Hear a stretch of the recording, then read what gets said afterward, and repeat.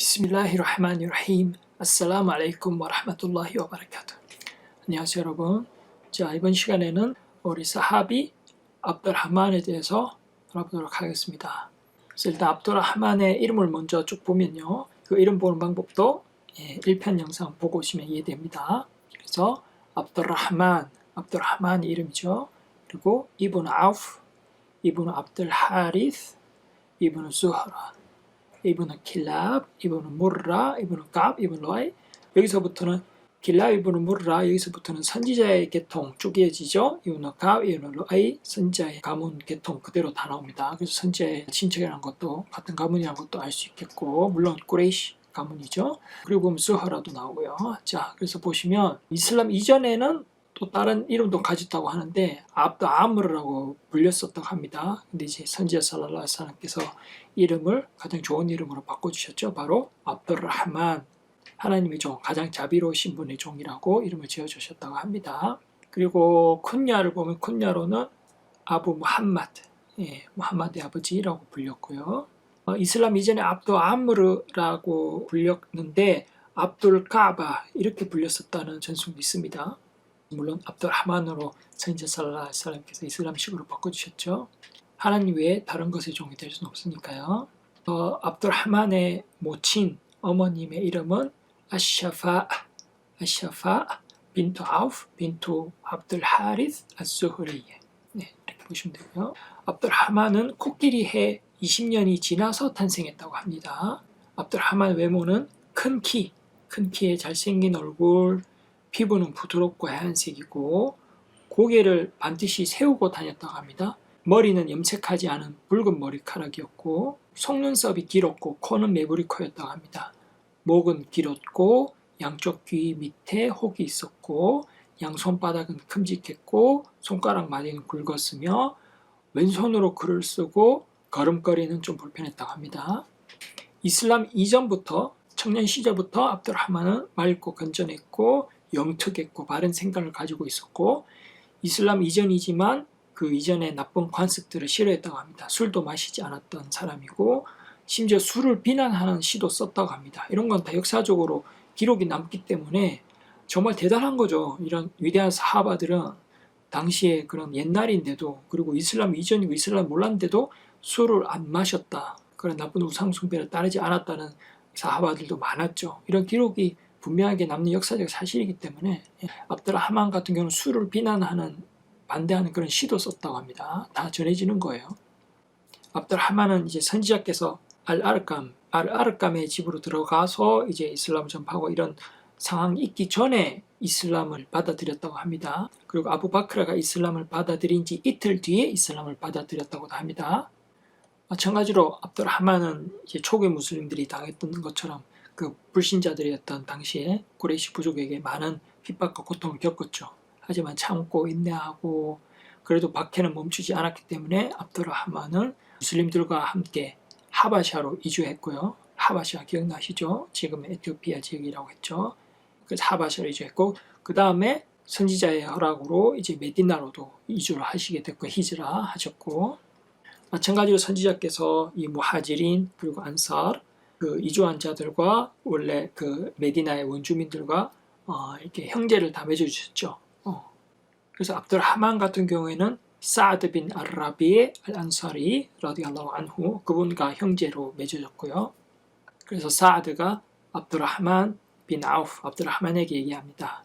나의 형제여, 나는 메디나 사람들 중에 가장 재산이 많습니다. 여러 개의 경작지도 2개나 있고 또 아내도 2이 있는데 제가 경작지도 하나 드릴 테니까 한번 보시고, 또 제가 한 아내와 이혼이라도 할 테니까 당신이 만족할 수 있는 아내를 고르시면은 알려주시오, 이렇게 말했다고 합니다. 정말 우리가 상상하기 힘든 그런 신앙의 단계죠. 정말 무슬림 형제를 위해서 모든 것이라도 다 주고 싶은 그런 마음이, 자기 재산까지. 그러니까 이제 압둘라흐만이 대파죠. 하나님께서 당신의 가족과 당신의 재산에 축복을 주시길 바랍니다. 하지만 그건 필요 없고 저를 시장으로 좀 안내해 주십시오, 이렇게 말했어요. 그래서 이제 압둘라흐만을 데리고 시장으로 나갔고 압둘라흐만은 거기서 장사를 시작했다고 합니다.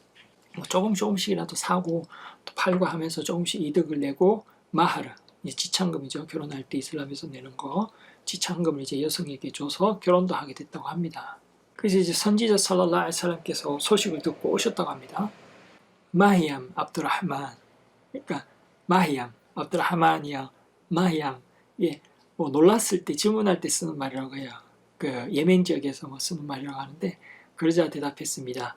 무슨 일이냐 이렇게 물으신 거죠, 선지자께서. 그러니까 대답했죠. 결혼을 했습니다. 그러니까 선지자 살랄라hu 알aihi wasallam께서 물었죠. 그럼 마흐로는 뭘 주었나요? 이렇게 물으니까 뭐 나와 정도 씨앗 정도 되는 적은 무게 금을 주었습니다. 이렇게 말했어요. 그러니까 선지자 살랄라hu 알aihi wasallam께서 뭐 양이라도 좋으니까 잡아서 왈리마를 해야 된다. 예.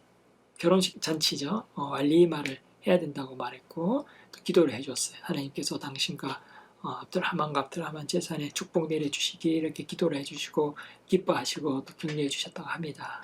또 압둘하만은 이렇게 뭐 장사의 사업에만 소질이 있었던 것뿐만 아니라 또 선지자 살랄라hu 알ai히 wasallam 위해서 전투도 참여하고 했다고 해요. 그래서 바드르 전투, 뭐 우후드 전투 모두 도각을 나타냈다고 하고, 심지어 너무 열심히 싸우다 보니까 20군데 이상 되는 심한 부상도 입었다고 합니다. 그뿐만이 아니었어요. 어느 날 선지자 살랄라hu 알ai히 wasallam께서 이제 전쟁 준비하면서 이제 원정군 보내고 하고 하면 또 군자금 필요하니까 희사를 해라고 말했는데 압두르하만은 바로 집으로 가가지고 돌아왔어요. 선지자 살랄라hu 알ai히 wasallam께 말씀하십니다. 저에게 4,000디나르가 있습니다. 2,000은 주님께 맡기고 2,000은 아이들에게 남겼습니다. 그래서 이제 하나님의 사도께서 기도를 해주셨고요. 그 외에도 여러 상황이 있었는데 그때마다 압두르하만의 희사를 엄청나게 많이 했다고 합니다. 그리고 선지자께서 살랄라hu 알ai히 wasallam 돌아가셨을 때는 압두르하만 빈 아우프 라디알라후 안후께서 이제 신앙인들의 어머니라고 하죠. umul 무미닌, 선지자 아내분은 우리 신앙인들의 어머니라고 불리거든요. 선지자의 아내분들을 돌보는 그런 책임도 맡았다고 합니다. 예를 들어서 선지자 가족분들이 선지자가 안 계시니까 보호해줄 사람이 없는데 압두르하만이 가서 선지자 가족분들 보호해드리고 뭐 나가실 때 같이 나가드리고 하츠 하는 것도 도와드리고 했다고 합니다. 그래서 선지자 부인들이 타는 가마에 뭐 햇볕 가리개도 씌워드리고 그러기도 했다고 합니다. 그 말은 이제 선지자 살랄라hu 알ai히 wasallam뿐 아니라 선지자의 가족들, 아내분들도 압두르하만을 믿고 신뢰했다는 증거가 되겠죠. 그래서 압두르하만 빈 아우프는 선지자께서 돌아가신 이후에도 무슬림들을 도와주고 선지자 아내들을 도와주고 그렇게 많이 했어요. 그게 이제 기록이 다 남아 있습니다. 그래서 어느 날은 압두르하만이 자신의 땅을 팔았어요. 사람들을 돕기 위해서 4만 디나르에 팔았다고 하는데 그 돈들을 바누 수흐라, 선지자의 어머니가 속한 부족이죠. 그리고 가난한 무슬림들, 그리고 이주자들, 무하지린, 그리고 선지자의 아내분들까지 모두 다 그냥 다 나눠주었다고 합니다. 그래서 신앙인들의 어머니 우물 무미닌 아이샤 라디알라후 안하, 아이샤께서 이 돈의 일부를 받고는 누가 보낸 건지 물었어요. 그러니까 압두르하만 빈 아우프가 보냈다고 들은 거죠. 그래서 아이샤께서 말합니다. 하나님의 사도 살랄라후 알aihi wasallam께서 말씀하신 게 있다. 그분께서 뭐라고 하시냐면 내가 죽은 뒤에 굳게 인내하는 자들 외에는 아무도 너에게 연민을 느끼지 않을 것이다. 이렇게 말했다고 해요. 또 다른 전언에서 보면은 나 이후로 나의 아내들을 보호할 사람은 진실되고 충실한 자라 이렇게 말씀하셨다고 합니다. 선지자 살랄라후 알aihi wasallam께서 돌아가신 이후에 생기를 예언한 건데 여기에 해당되는 특징을 가진 사람이 바로 압두르하만 빈 아우프 이분이셨던 거죠. 라디알라후 안후. 압두르하만 빈 아우프께서는 그 이후에도 엄청나게 많은 희사들을 하셔서 무슬림들을 도우셨다고 합니다. 압두르하만 빈 아우프에 대해서는 정말 많은 이야기들이 남아있어요. 그리고 무슬림들이 특별히 오스만 라디알라후 안후, 오스만께서 자기 이후에 압두르하만이 칼리파가 됐으면 좋겠다 직접 이렇게 추천하기도 했어요. 근데 압두르하만께서는 그걸 거절했고요. 뭐 정치나 권력 이쪽으로 충분한 자질도 있고 사람들이 존경하고 또 여러 정책들 중요한 일들을 많이 했음에도 자신이 지도자가 되거나 권력을 가질 수 있는 기회가 됐을 때 항상 거절했다고 합니다. 여기에 대한 일화들도 굉장히 많고 한데 다음에 기회가 되면 우리 사하바들 이야기 좀 더 자세히 알려드린다고 했죠. 미래에도 계속해서 공부를 해야 되는 거니까요. 또 다른 사하바들 이야기 할 때 또 소개해 드릴 수 있도록 해보겠습니다. 인샤알라. 압두르하만께서는 이슬람력 32년에 75세로 세상을 떠났습니다. 그래서 그분께서 돌아가실 때는 선지자 외삼촌인 사드 빈 아비 와까스 그분께서 압들하만의 관을 짊어지어줬고 장례 기도는 오스만 빈 아판 오스만께서 해주셨고 알리 이븐 아비 딸립 그분께서 이제 흙도 덮어주시고 기도도 해주시고 또 많은 사하바들 타베인들 다들 와서 조문도 하고 했다고 합니다.